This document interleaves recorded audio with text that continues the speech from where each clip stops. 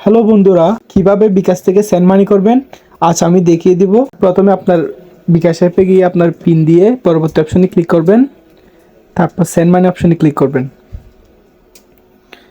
শুরুতে send money option দেখা যাচ্ছে।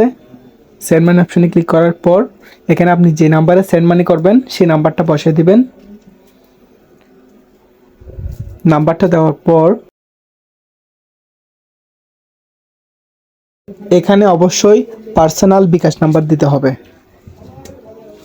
নাম্বারটি দিয়ে চেক করবেন। এরপর পরের ধাপে ট্যাপ করুন, ক্লিক করবেন হ্যাঁ নাম্বারটি সঠিক অপশন ক্লিক করবেন। কত টাকা সেন্ড মানি করতে চাচ্ছেন সে টাকাটা এখানে বসিয়ে দিবেন।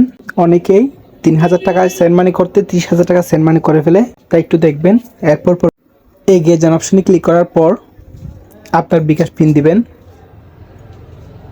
পিন দেওয়ার পর পিন কনফার্ম কোন অপশনে ক্লিক করবেন।